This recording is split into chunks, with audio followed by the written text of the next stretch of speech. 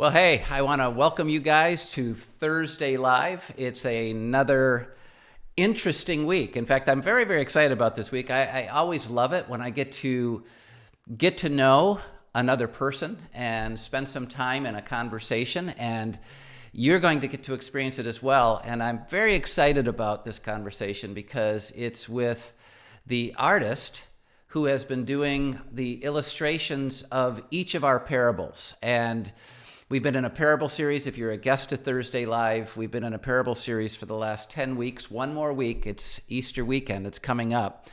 And she has been engaging every single parable with an initial sketch of her ideas and then an official illustration that has become the entire background for our parable series sets. It's really played a big role in this. And I'm just really excited about you meeting her. And so I'm going to go right now to Jacqueline Oliver, and you guys can welcome her in the comments. And here you are, Jacqueline. It's great to see you. Hi, thanks for having me on. Oh, man, it's great to have you on. Thanks for saying yes. And right away, we're seeing that you're very committed to your craft. You've got behind you all kinds of illustrations and sketches, right? And Yes. are those your projects that you've been working on? Some of your favorite picks? How does that work? These are actually all of the sketches that I worked on for the Parable series. So the leading up to sketches, the ideas that maybe didn't pan out, and like the final sketches that then got transferred to the illustrations that were there on Sundays. Well, that's a curious thing, by the way, that no one knows. They see the final illustration. It's beautiful. They engage it. I'm sure they have questions about it. But it doesn't start with the final with you, right? I'd be curious. Was there one particular parable that you had to draw more illustrations of or sketches of before you got to your illustration than another? What would be the most you had to draw, probably? There were a few like that. The one that comes to mind is the rich fool. Like I did a lot of iterations of that, mainly because that was a parable that had a lot of hidden symbolism that I wanted to put into the finished piece. Mm-hmm. And it was sort of striking that balance between seeing the illustration as a very cut and dry image of a man sort of planning out his new buildings he's creating, and then looking deeper into it, what were the sort of things that you'd see on closer inspection. And so I spent a lot of time on that one, kind of working with the composition. Yeah. And by the way, I absolutely loved it. I have a picture of it for people to see here, and I'm hoping they can pull it down. But this was your final. That was, I don't even know how big the thing was behind me as I taught, like 20 feet or 30 feet or something like that. But I loved this thing. And there's so much nuance in your illustrations that unless someone looks at it a lot, of course, I was standing in front of it a long time. I was getting ready for these talks, so I got to see them more than most, I think. But I just love the nuances that you got to. But I'm jumping ahead of myself because before we get into your professional investment in the parables and in this series, I think it's so important to know you personally. Isn't it interesting that we experience so many people on a professional level, but until we get to know behind them a little bit personally, maybe we can't see some of the complexity that comes with what they offer. So, Jacqueline Oliver, tell us a little bit about yourself. Where are you from originally? I'm originally from Michigan. Whoa. Yeah, I grew up in Dexter, Michigan. Oh, wow, Dexter, okay. Mm-hmm. And then I went to art school. I went to the Maryland Institute College of Art, which is in Baltimore City. Lived there afterwards. I met my husband there. We were part of a kind of experimental arts church that worked as a gallery during the week, and we met for worship on Sundays. That's neat. While you were in art school. That's really cool. Yes. Yeah, we were a church made up of a lot of artists and musicians. So it was a really great, nurturing place to be for my faith and also as an artist. So yeah, I got my illustration degree there. From after that, I did a residency for a little bit in Annapolis, Maryland, and did freelance illustration work, which is when independent people or companies will commission you to do work. And I had a mural business with a few of my friends for a while that we traveled around for. And then I worked for a company called Anthropologie. They sell women's clothing, but they also hire artists full time. So Really? I worked for them in Florida, and then that brought me to Asheville, North Carolina, where I live now. So I worked as an artist in the store. And after the birth of my first daughter, I decided to step away from that and work on being a full-time mom slash full-time freelance artist at the same time. So that's kind of That's where I'm at right now. Well, Yeah. that's, by the way, that's a crazy, being a first-time mom, talk about some energy, but then starting your own business and doing that and building out that network, that had to be an interesting, sounds like you needed a partnership with your husband a little bit to get that done, huh? Yes. That's great. Well, so one of the things I love about, and I didn't know the story about when you were in Baltimore and having met your husband, but being a part of that church with an artistic flair to it, an artistic and creative community in it. One of my premier principles that has driven me in my leadership at Northridge for all these years is that the most creative people in the world should be the people who actually know the Creator. And the more we grow in our relationship with the Creator, maybe the more we should be able to experience, express, be comfortable in the idea of the creative.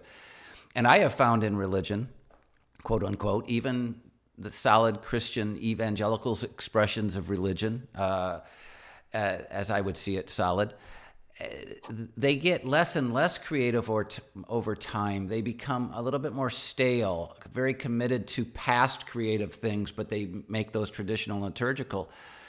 And I've always wanted to be fresh in creativity. We should be fresh. The culture shouldn't be more creative than believers. And so I'd be curious, in that church that you were a part of, is that kind of what drove you guys? It's like, the creators made us, and how can we express that? Was that a part of what was in that community? Oh, definitely. And I totally agree with you.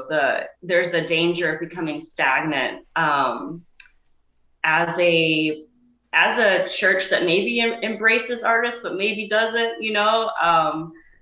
It was just a very fearless way of examining art as, just as you said, a reflection of the creativity of God. And that's something I fully believe everyone has. It's not just unique to artists. Everyone has this creative spark that we really should honor as God-given. And that's something we definitely explored in that church, especially a lot of us coming from art school, which it's sometimes people might think traditionally hostile, maybe Yeah. towards some Christian beliefs as not seen as, I don't know, forward thinking enough. But we really saw a need for the city to have this influx of artistic Christians that were welcoming. Like we had open doors. We were on one of the main streets of Baltimore. We would host dinners for people. We did art shows that weren't limited to just our congregation. So yeah, I mean, it was definitely a place where we felt nurtured and supported. And I absolutely love it. And isn't it interesting?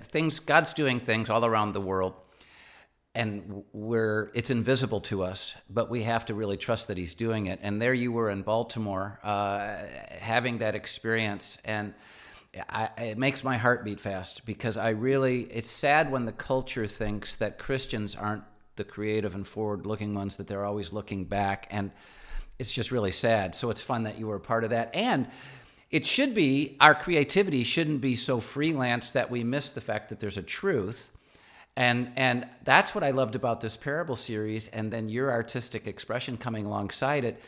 It was anchored by the truth of what Jesus taught, but then it allowed you to go, full on creative as it related to the illustration that would come out. And I wanted to follow up on the rich fool one, because I don't know, there's a skull in that. It's very, very obvious when you look behind that picture. Did that just happen, or was that intentional? I'd be really curious about what brought that about, if that drove you. Yeah. So, I mean, as you know, the rich fool parable has like a pretty dark undertone for, Yes, for it a does. major part of it.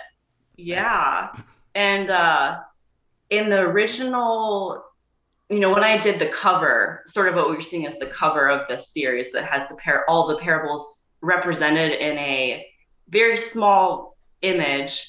That image had a man who was walking up into looked like a grain silo, but also could be a coffin. So I knew that like death was going to be this kind of undertone of this drawing. And I was thinking back to, you see some of these like paintings that artists did hundreds of years ago that would contain something called a memento mori, and it might be an image of this fresh, luscious fruit and bread and other things, but there would be an image that would kind of show there's like a decay, or maybe there's a hidden skull, and there's kind of this reminder. And I wanted to draw on those themes of like seeing an image and seeing it at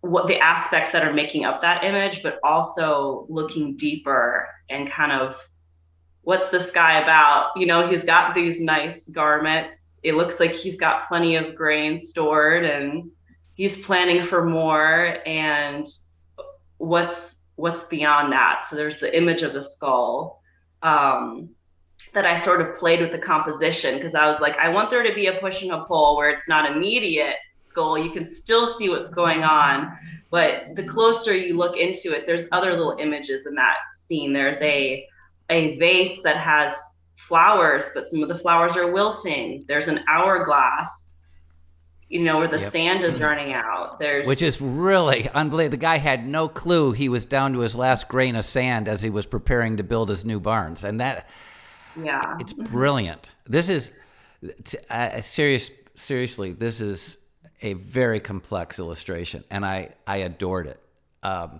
This happens to be the most watched parable of the entire series post live, with its views and everything. And it's probably because of your illustration and not so much about my teaching, but it's phenomenal.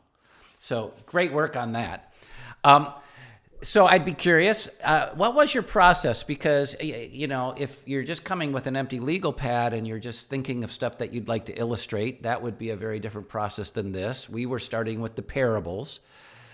And I'd be curious, process. I gave you some brief outline stuff about what I was doing. You knew the passage. People have drawn things about the parables forever. I'd be curious how you went about getting there. Yeah. My first step was I wrote down all the parables in the list of when you were preaching on which one. I read through all the parables multiple times. And I just started sketching. Like I wanted to get an idea of everything, like versus kind of each week sort of coming to it new and saying like, all right, let me read this parable. Let me see what it's about. Let me do sketches for that. I kind of wanted to first do an overarching look at everything. So I just started sketching little images, various ideas. I wrote down keywords. For instance, like the unforgiving servant, I'm reading the parable. I'm familiar with it, but I'm also writing down, okay, what's actually happening in here? There's a debt that's forgiven. There's a debt that's not forgiven. This is the literal thing of what's going on. what is this also talking about, and forgiveness and letting go and how we are in our relationship with God and others. Yeah, right there. So I tried to kind of write and sketch, and that initial illustration that showed all the parables was kind of a good roadmap for me to sort of distill down into very small images, so that when I weekly was exploring these, which sometimes I would do two at a time, sometimes I just would have one that I was focusing on that week when I was working on it in my studio. It gave me a guideline moving forward, where when it came down to okay, I'm really going to dive into this parable this week and really work on this and work on the final, I would reread that parable again. I would look at my sketches. It's a very frequent return to your sketches and to the ideas and the actual scripture too, making sure that I'm like rereading this and know what I'm talking about in this drawing. Well, I absolutely love that you took it that seriously. And it's almost like planning a talk, to be honest with you. You have to understand the universal picture of what's going to be happening, where you're going to be going. You don't just want a bunch of redundant repeats. And then you want to know the elements of that truth. You don't want to betray that, but you want to be creative in your expression of it. And since you brought it up, the unforgiving servant, I would have never drawn that illustration, but it really brings alive so much out of that parable. It's just so interesting how you approached it from a creative angle, and how bound up they are and how imprisoned they are. There's what's supposed to be happening and what doesn't happen for the one. It's just really interesting. And so I don't know how you got here, but it was really creative. Thank you. That's cool. So now we've already said you're a mom, and now and a wife and an artist. So do you have one child or two? I have two. That's what I have two daughters, an almost 5-year-old and a 9-month-old. And the reason I ask, and you got, by the way, you say everything when you talked about your daughters, you were smiling. And so that tells you everything. But you said you were in your studio, you were doing all of this work. How did the mom thing interact with that? I imagine you had to deal with a lot of interruption, I would imagine, right? Yes. Yes, these were made on like borrowed time. I would draw and sketch during nap times, but most often I would be working at night. I would work after the girls had gone to sleep and the world kind of gets quiet, and I really enjoy working during that time. It's just everything sort of closes in. And the other thing, and I love working in black and white, but another great plus of that is that you don't have to rely on daylight. You've got, just the black ink that you're working with. But I mean, it was a lot of fun. My eldest daughter would, some nights too, when my husband would get home from work, he would make dinner, and Wow. he would send our oldest daughter down with a plate. It was very sweet.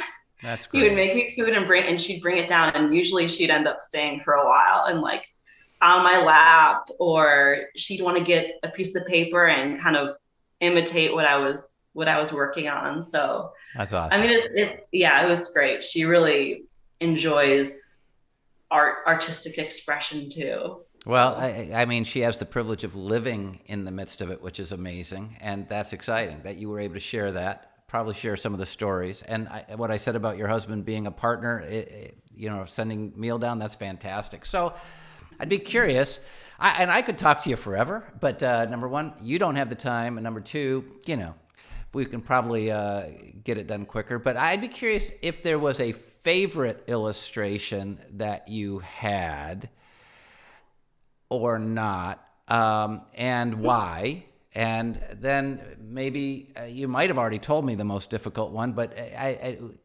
what's your favorite if you had one? hmm. I'm going to look behind me a little bit. I mean, the unforgiving servant was a favorite of mine. I felt I worked through that issue a lot, and I sort of initially I was starting off with like chains around the hands, but the chains didn't feel right, and then the greenery of having thorns that are breaking free. When I sort of landed on that, I was like, this feels right. This feels, yeah. I enjoyed doing that piece a lot. I also enjoyed the sheep and the goats because again, I love having kind of symbolism and imagery. That's another layer to the. I'll try and show that. That's it.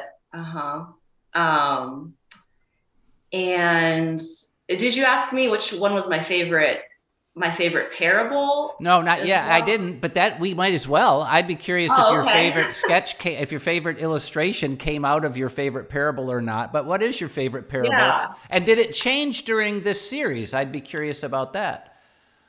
Oh. Like, did you come into the series with a favorite parable and that you couldn't wait for that one, or did a favorite develop out of this project? Yeah. I'd say I was most familiar with the prodigal son coming in. And the parable of the lost sheep and the lost coin. And I think the lost sheep and the lost coin is probably my favorite. It's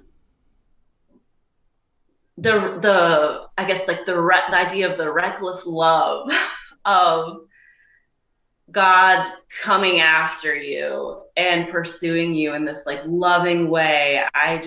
That to me is like something that has run through my life and in my faith,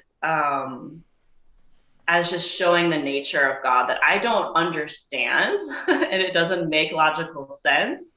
And I think those illustrations of like the rejoicing of the pursuing is just so meaningful to me. Well, I can relate. My favorite parable. I have a favorite from a personal standpoint, and it would be the one I just tackled this last weekend. You were kind of talking about it, the father aspect of the prodigal, the story of the prodigal, what I think is really the two prodigal sons, and this is it. And from a personal standpoint, and you were talking about his reckless, extravagant, almost wasteful love, I mean, the way he pours it out. It's meaningful because I needed it. But your sketch, this happens to be your sketch that led to your illustration. There's so much in this as it relates to the proximity of the younger versus the elder and how it is the stance of the father versus it. I loved it. And this is the one that probably, in fact, it's the first time during my teaching that I've turned around and used the illustration as a part of the teaching. And so, bravo, thank you. It really, I thought, added a depth to the conversation, and that was phenomenal. So this is, from a personal standpoint, my favorite parable and my favorite sketch to date as it related to being able to really grasp into it and fall into it and bring it into teaching, though I loved all of them. We already saw the rich fool one, the complexity of that in the skull. There was so much to that made my mind blow up. My favorite parable personally, professionally, is the lost sheep, the lost coin, that also becomes the lost son, because of the power of God's desire to reach the very people that religious people so often exclude, as we see in what brought about that thing. And it drives my leadership to want to reach lost people. So I get the favorite can be different. And I love that your favorite is the father idea too, his reckless love. That's cool. I'd be curious, was there, when we approached you, I remember it was through some people on our team. In fact, you knew Katie Thede, Katie Beatty at the time, and Yeah. JT. She's been a big part of our ministry, still is. Her husband, JT, is our instrumental guy, and they kind of connected you to us. And we approached you, and at the time, you really kind of were saying you weren't taking work, and yet you took this. And I'd just be curious as to your reasoning, because I just think it really meant something to me. Why you overcame your desire not to take project work at this time in your life to do this one. Yes. I mean, as many new parents know, that first year with a little one it's hard. I was recovering from a difficult pregnancy. I was just careful about my energy. You know, I wanted to make sure I was pouring into my family too, and my daughters, and getting the rest I needed. And I just wasn't sure if I was ready to take on creative projects. Even when my friend Katie reached out to me, I was like, that sounds interesting, but sure, they can contact me, and I need to think about it. And then when Blake reached out, and telling me about it, I just kept thinking about it. I was like, all right, I'm excited about this. I really want to take this, but okay, is this coming from a spot of like, I'm just eager to get back into art making and maybe I'm not quite ready? Or is this really coming from a place of, yes, this is a project I should take on? And I think it really came down to, it was so perfect. Like, exploring the parables is just such a natural place for me as an illustrator. And an illustrator approaches art in a way from storytelling. And I've always connected with the parables in that way. And it was just a great opportunity to kind of explore them deeper than I ever have. I mean, I grew up in the church. I've heard all of these before, but really studying them from an artistic standpoint. And I feel like when you're looking at something, you're drawing something, you see it in a different way. You're having to, it's like driving to a destination yourself versus being a passenger. Like, you have to really kind of think about what's coming out for me in reading this, and like, what does this mean? And I was thinking about too, I'm leaving space here for your sermons and what's going to come from that. And like, when people are looking at this, they're also going to interpret something that I'm not even going to know. So it was just an opportunity to kind of work with my faith and my art in a medium that I really enjoy, ink, and also the subject matter. I love it. I love the parables. Well, and I loved your illustration just there when you said it's like going from being a passenger in the car to driving it, which in my view, my goal would be as a pastor to have every believer do that with their spiritual life, with their relationship with God, with understanding scripture like the parables. I'm glad to be driving the car for people on a weekly basis and helping them get into the conversation, but I desperately want them to take over and really go further. So I love that that's a part of your faith expression and that you're an artist. That's fantastic. And it was obvious to me as I went through so many of your sketches that you were driving the car. You weren't being limited. And I mean, from each and every one, the way you approach them, obviously the sower at the very beginning and the way you went at that probably would have been, okay, that's a sower, you're right. But then every single parable following this, you just took creative turns and you made them more meaningful to me. And so thanks for driving me and our congregation through your gifted artistry. I thought the 10 Virgins, it's almost ghost-like what was going on there. And yet it's just so, there are just so many things we could get into that we won't. But I'd just be curious about surprising. You surprised me. I think you surprised our congregation. I don't know if you know this, but we actually have your art, your original art, displayed each week down in the 16 Central Community Center of our Plymouth campus. People are going by and seeing that each week. We've had every sketch kind of displayed across the loft area there, really highlighting it. You know, the stage is there. You've surprised us. You've captured us. Be curious if anything surprised you during this project, this process, as it related to maybe your faith or your art or the parables. What jumped out or surprised you, if anything? Yeah. Oh, it's always a surprise. It's well, for one, I did really enjoy when I could, like, tuning into the sermon that you'd have available, because it was always surprising to me to see, again, another interpretation, another viewpoint, seeing how your creative team took what I gave and also embellished, expanded, added to that. That was really enjoyable for me to see kind of what aspects, again, too, came up in your sermon. But I was like, oh, okay, I read that. And I maybe I didn't see that one part that's now becoming even more clear to me. In the process of like making art, there is a tension of, like, you have a certain amount of expectation. Like, I know I'm making this work. I know what it's about. I know what medium I'm using.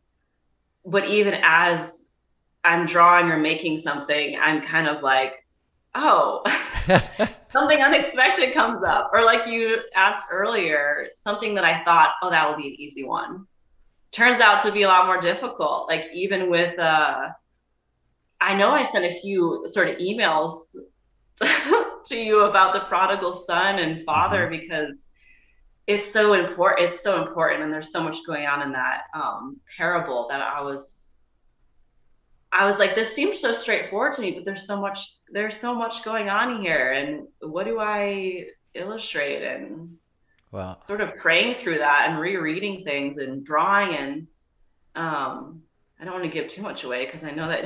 Yeah, and by the way, the cool thing is we gave you a couple of opportunities, because I split it into the father and then the prodigal.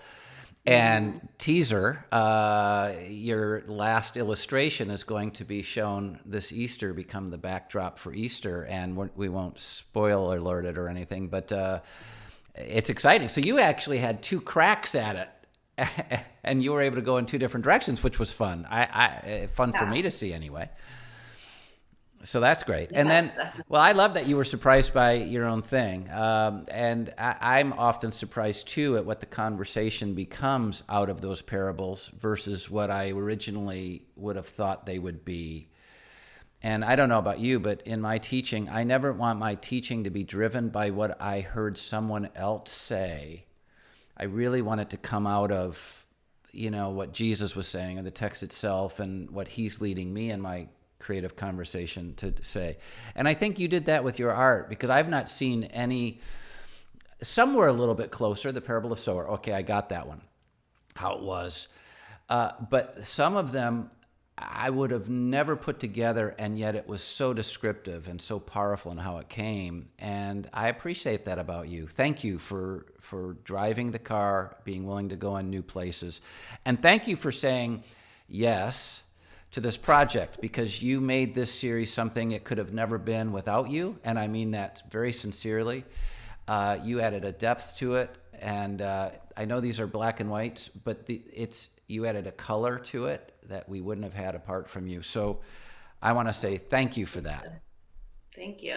Thank you for the opportunity. Yeah. And by the way, I think I should mention that your parents, actually, you told me prior to us having this interview, came and visited Northridge just to see and experience your 20-foot art on our stage, right? Is that right? They did, yeah. They normally go to church down in Ann Arbor, but they were like, how long is the sermon series going for? I told her, I was like, you get on down there, check it out for me. So that's great. They were amazed. They enjoyed themselves there. And she called me afterwards and That's was saying awesome. like, wow, it's turned out really big. That's really great. But Well, I love it that they did that. They took the bold gamble of coming to Northridge and being a part of that. But I'm glad. There's no such thing as a parent that's not overwhelmingly proud. So I'm sure that's true. And again, that you were connected to us as a young person a little bit, in that when you were from Dexter, et cetera, have gone around the world, but then God would call you back to be a part of a series like this. How cool. And I want to personally ask you to thank your husband on our behalf and your kids on our behalf for sacrificing you for that amount of time. And just know these things are going to live into perpetuity because they will be up and being a part of the teaching series. So be proud of yourself, all right? well, thank you so much. Yeah. And thanks for joining me. I just really appreciate it. And people are commenting and saying how much they appreciated that. But I hope that when you come up, that you'll say hi personally, okay? Because I know that you come to Michigan every once in a while with your parents being here. All right. Well, Jacqueline, thanks again. And have a happy Easter. And we'll be enjoying the last illustration this weekend. So I hope all of you will come and enjoy it. Everybody, say goodbye. Thanks so much.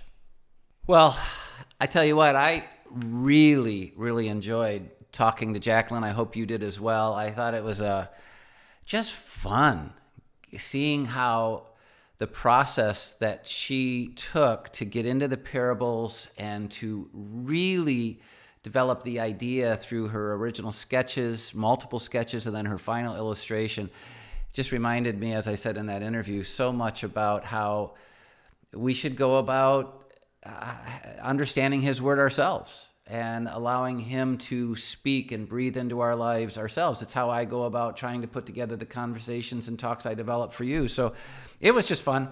And I had a blast standing in front of that 20-foot illustration she did. But so thanks for joining me for Thursday Live. If you're a guest, I hope you enjoyed that. I hope that you'll join us every single week at 7:16 for Thursday Live. We do all kinds of different things. The whole point is just to break away from all that's bombarding us in life and just to have a breathing moment in our spiritual life, focus a little bit on Jesus. So thanks for joining us. And I just need to remind you, this weekend's Easter. If you're watching from some faraway place right now, try and find some local community where you can gather together to celebrate Easter. If you're in the geographic region of Northridge Church, we would love for you to gather.